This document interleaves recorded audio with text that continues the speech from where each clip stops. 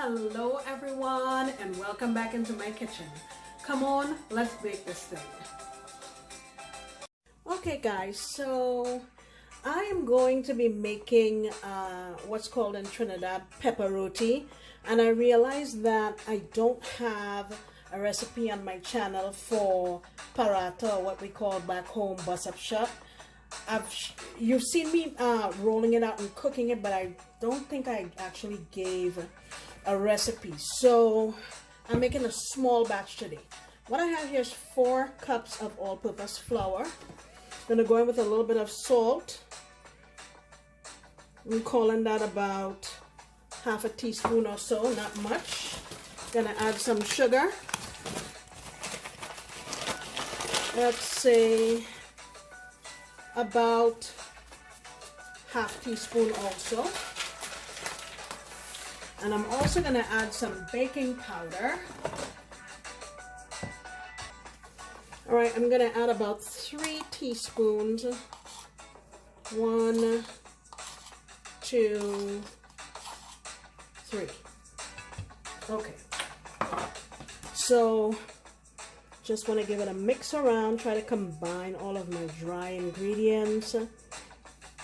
Now I'm using half and half today, because I don't have any powdered milk or milk in the gallon or even evaporated milk. So I figure there's milk in this and the extra fat from the heavy cream, that'll be fine.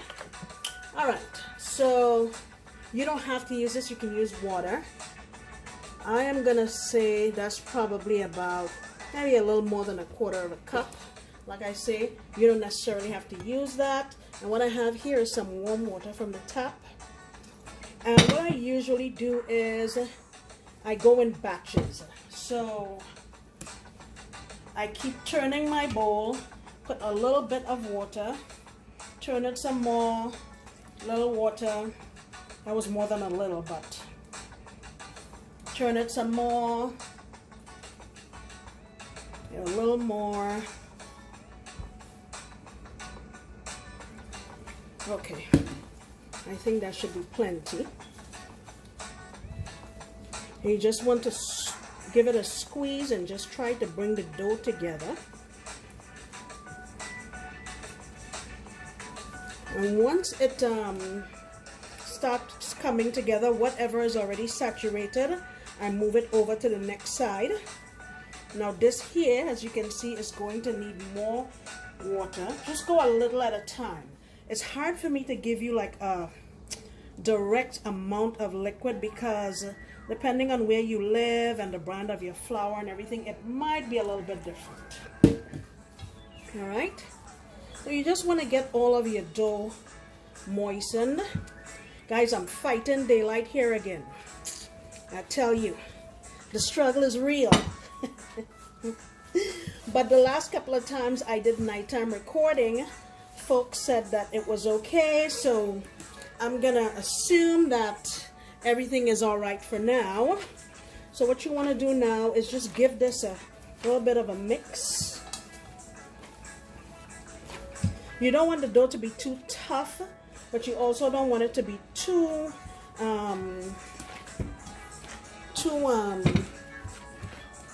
soft or too wet. And I'm just gonna put a little bit of oil on the outside of this.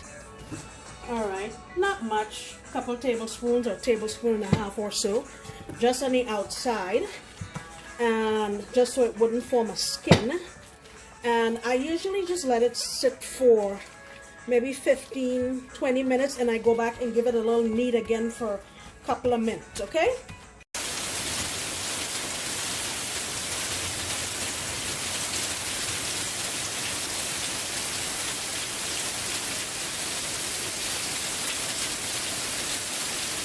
So my flour rested for about 30 minutes. Nan, thank you for my kitchen towel. I hope you see that I'm using it. Okay, so now what I'm gonna do is make some what we call loya. So you just, I've shown you this before, you just kind of want to make some balls. like so. Let me put some flour here so it doesn't stick. Just get a piece off. And basically what you're doing is you're pulling the middle and tucking it under. Pulling and tucking it under. Pull and tuck it under. Like so. And then you just close it up in the back. Okay? Show you one more time. Like so. Okay. So I'll finish doing the rest of these and I'll come back and show you the next step of making bus-up shot. Alright, so now that my loya is made, you can let this rest some more if you want, but I'm fighting daylight, so let me show you over here what I'm doing. I have here just some butter that I kind of defrosted. Usually we use ghee, but my ghee is solid in the refrigerator. I don't want to have to wait for it, so I'm just using butter. Alright, this one look a little bit rough, but don't worry, we'll get it together. I have some butter, or if you're using ghee, some people use a mixture of butter and ghee. If it makes a hole, no big deal. Get some dry flour and sprinkle in the middle. I'll show you how to do another one. And you just cut it like this from the center out. And you want to roll it into like a ice cream cone shape. You see that?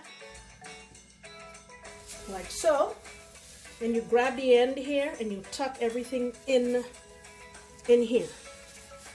And then you just push it down to make like a little volcano. And that's how you will achieve your layers when you're making your bus-up shot or your paratha. I know there are other ways to fold it, but that's how my mom taught me. Alright, let's make another one. And like I say, if you let your flour rest more, it wouldn't give you as much resistance. But I'm trying to crank this out. Once I make the loya, like the way I just showed you, I will let them sit and rest for a bit. So when I'm ready to roll out next time, I won't have that much of resistance. Because I really don't have that much per se, but alright. That one looks a little more presentable. Let me get a piece of my butter and paste it on inside.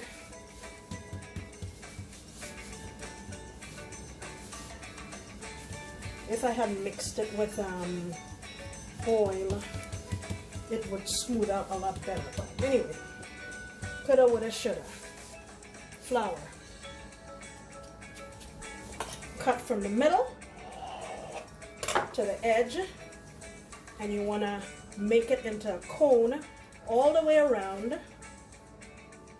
See that? You grab the end, tuck it in, and then you just push it down to make your cone. Cool? You want to see one more? Okay, I'll show you one more time.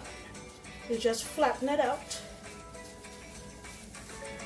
with your hands initially so that your bail nut doesn't have to work as hard to get it rolled out.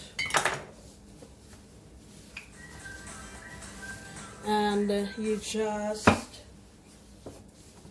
roll and turn. Keep rolling and turning and you will achieve a round shape. And as a rule of thumb, whichever loya you rolled out first, that's where you're going to start, because that loya is going to be a lot less loose in texture than the others. Excuse me. Alrighty. And you just paste it on like so. Try not to get all the way to the edge, because then it's going to be hard for you to kind of get it to close in. Dry flour and cone. Now let me do it slowly so So you just roll it around in a circle like so. Then you pick it up like an ice cream cone and you grab that edge and you shove it in. Then you go down like this, and that's how you make your loin.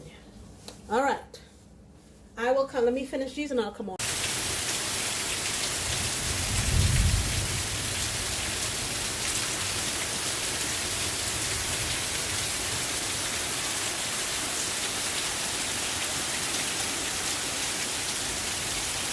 Alright guys, so it's time now to bale our roti,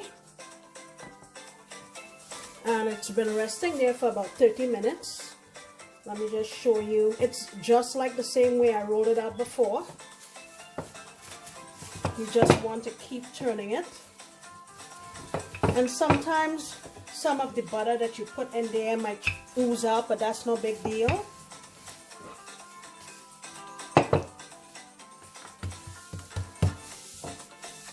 Make sure your surface is floured well, and your roti.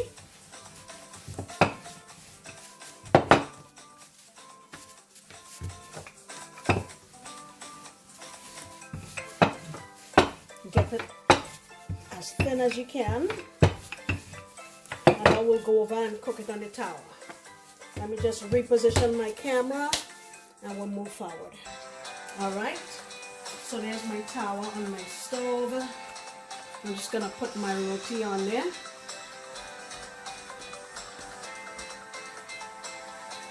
I'm going to put a little oil.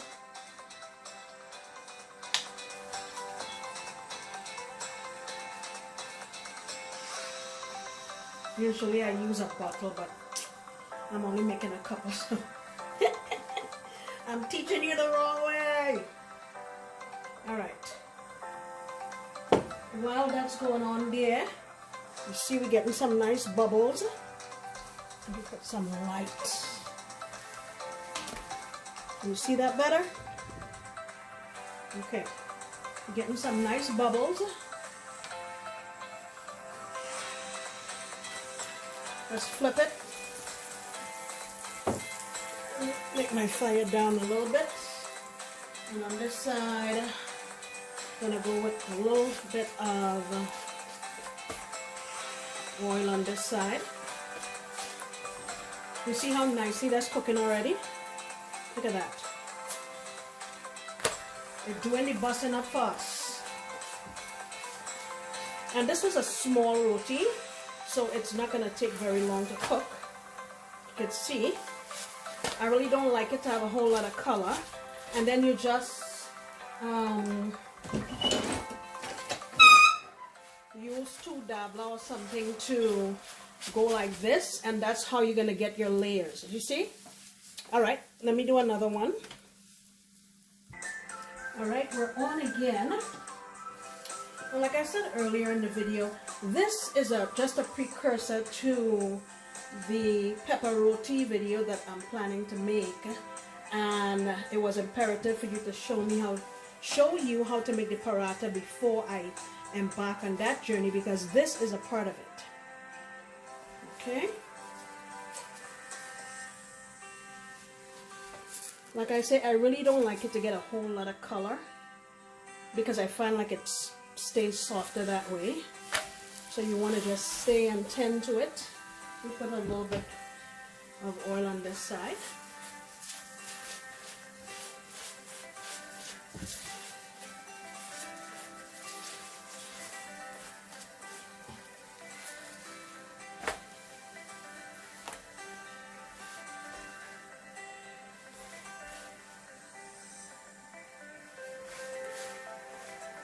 This type of roti is commonly served at weddings in Trinidad because of the fact that it's all ripped up and it's simple to share it, you know.